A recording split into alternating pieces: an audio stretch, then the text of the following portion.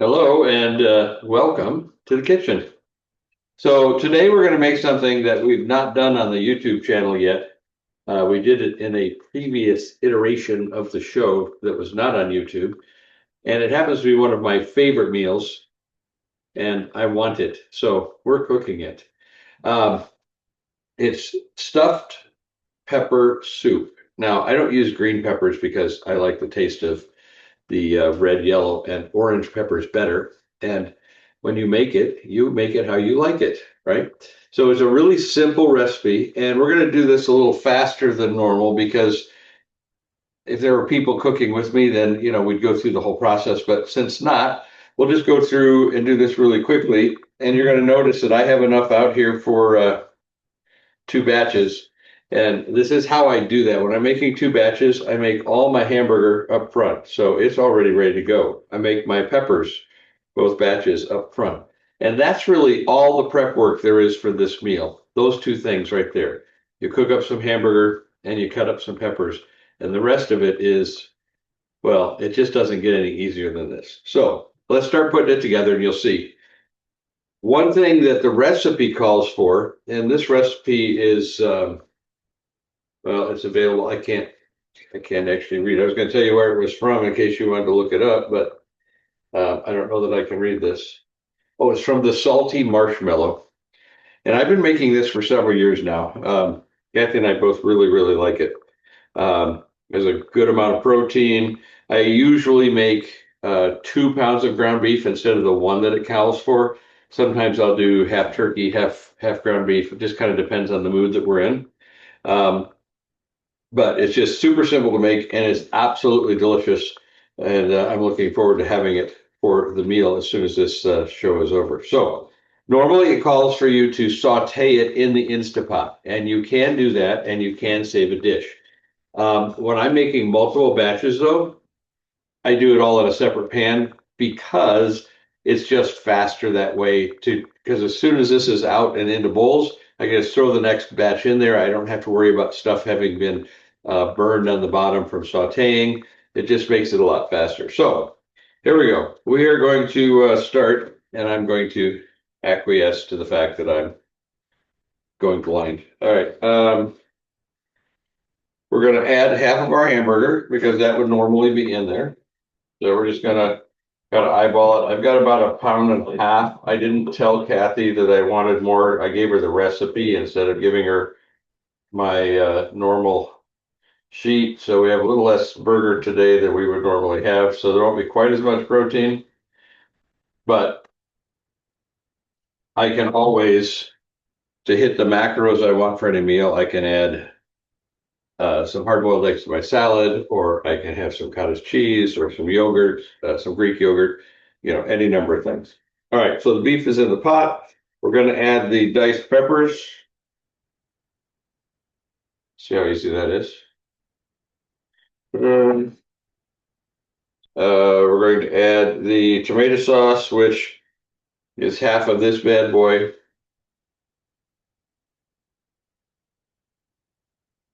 It looks like about half. It's not wasted.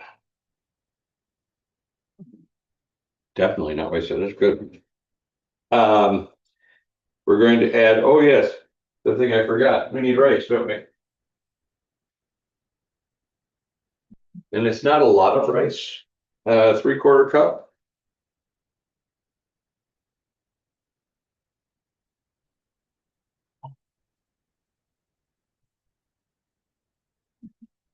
Well, I don't see a quarter cup, so we'll just eyeball it. Uh-oh. Well, Kathy said she was going to look before she went, so we're going to see if we have more rice in the break. Otherwise, we have a problem. So, the only other thing to add is the beef broth. So we're going to try an experiment today, and I don't do a lot of experimenting, although I'm getting better at it. But we have beef juice left over from making roast beef at Christmas time that's been in the freezer. So we're going to actually try that today and see how this turns out. I don't know exactly how much is in here, so we're just going to have to measure it. This recipe takes some extra onions in there too. This recipe calls for 5 cups of beef broth. It's like that's going to be close to 5 cups in these 2 containers. I'm actually gonna, I'm gonna leave it in there for flavor. All right. The fat that congealed on top. I'm not really afraid of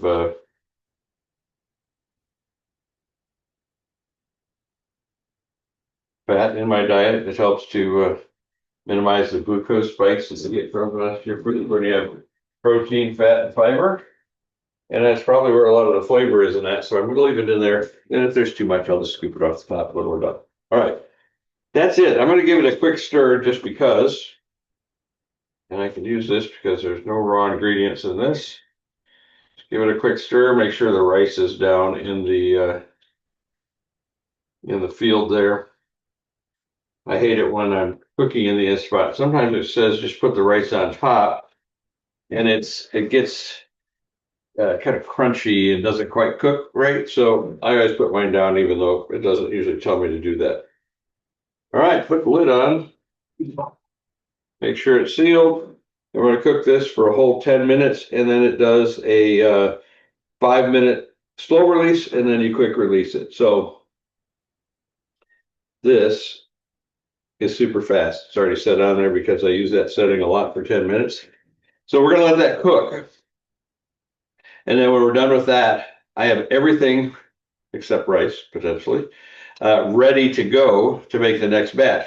So I'll put it into my glass containers, right? Scoop it all up into there, and then just throw the next batch in. And it makes for a very quick turnaround.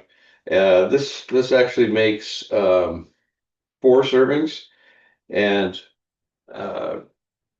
so that gives me 8 meals in what's going to be way less than an hour of total time that I'm putting together to make this. So we're going to put you on pause through the magic of technology. Then we're going to come back. We'll show you what it looks like and taste test this au jus that we're trying instead of beef broth, and go from there. All right. So we'll be right back. Somebody knows how to do a remote pause on Zoom. That would be really awesome. All right, so I'm releasing the steam, and while that's releasing and filling the kitchen with well, just delightful scents, I realized that I forgot to tell you what seasonings I put in the ground beef. Um, it was salt and pepper, obviously, garlic powder, Italian seasonings, onion powder, and red pepper flakes. I may have put a few more red pepper flakes in than it actually calls for, but you know, that's just, you do that to taste, right? All right, so it's about to be done. Always use a spoon when you're doing this to make sure that when you first start, because it really does come out if there's a lot of liquid in. And this is one of those that has a good amount of liquid. Oh, and for those of you wondering, yes, Kathy did buy more rice, so our container is now full again. All right, so it's about to be done. We're going to show you. There we go. It's now done. With the stuffed pepper soup, the peppers all come to the top when you cook it. I'm going to do this fancy technology thing here and show you. Move this over. All right. So you see all the peppers come to the top, but you just give it a good stir, and that'll mix it all in nicely. And if everything went as planned, there should be nothing stuck to the bottom, so I can get that second batch done right away. So let's put the camera back where it goes. Okay. See if we're still in frame here. Ah. All right. So using my glass containers, Obviously, it's going to take me a while. I'm going to have to let it sit so that it cools off. But with these, another benefit of these compared to plastic is that as you're putting it in here, you don't burn your fingers nearly as much because it takes a while before the top of the glass gets hot from the contents of the pan. So get that in there, set it aside.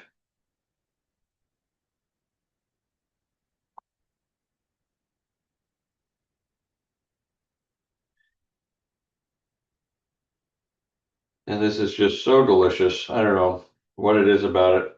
And you can do it with regular green peppers. I just find that they're more bitter. This is a little sweeter. And again, it comes down to what you're used to and what you like, but now you have a couple of options. And this is making more than 4 meals, but it's okay. I have more containers. I started off with 15 of these things. I added 5, thinking, okay, that'll do it. And then I added 5 more, and then I just bought 10 more, and they're all in use. And they come in really handy because now, in addition to Kathy and I, and occasionally her sister and Kathy's daughter, we're also doing food on a regular basis for my daughter, who has some health issues, and it makes it easier for her when she doesn't have to cook. You know, I'm not sure what that's going to do for me when I get old, because then she won't be cooking for me if I'm already cooking for her. But I guess that's what you're going to deal with. All right. So now, the cool thing about the Instapot, and I have checked the bottom, and there's nothing stuck on it that's going to cause a problem and give me a burn notice. So I'm going to put in 5 cups of broth. And it really doesn't matter what order you put these things in. I do like to put the broth in sometimes first, just so nothing's going to stick to the bottom.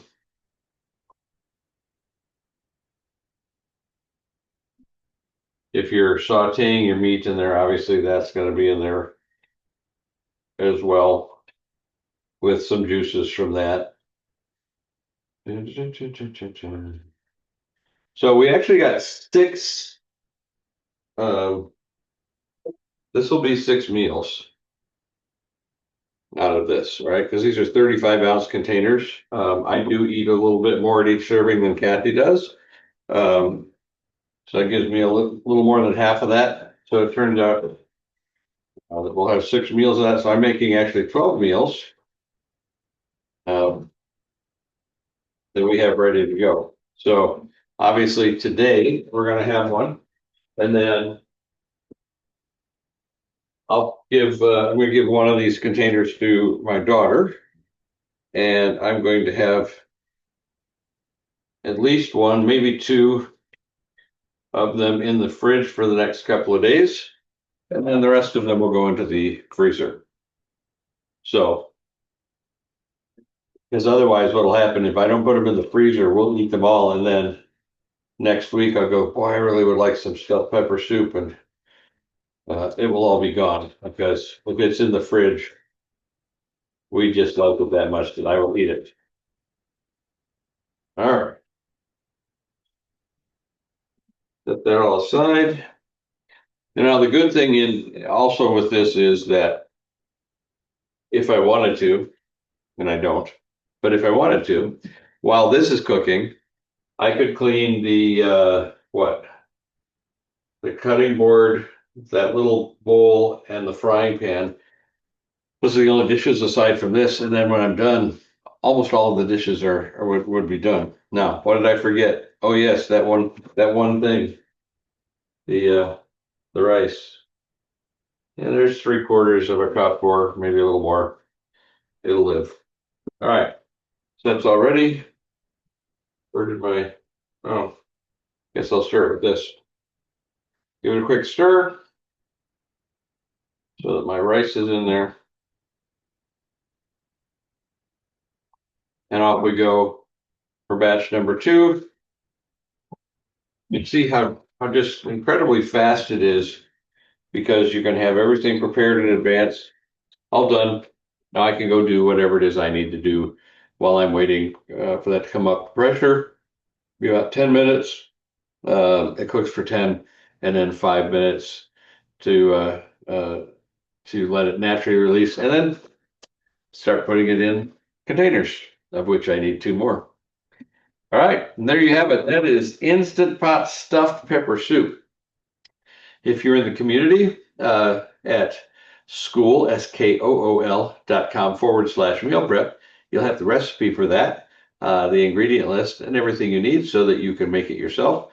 And if you want, in the community also, if we have somebody that's not going to use an Instant Pot, for example, then we'll have stovetop instructions upon request. We can try and figure out how to make it for just about any circumstances. I have a lady who does not have a stove top or an oven or a microwave. So she has an air fryer and an Instapot. So there are some things where we don't use, where we just come up with some inventive ways to make it all work. So that's it for today. Hope you try it. And if you do, please comment and let me know how you like it. It's delicious. I think you'll find the same. With that, we are gone. So have a great day. We'll see you next week.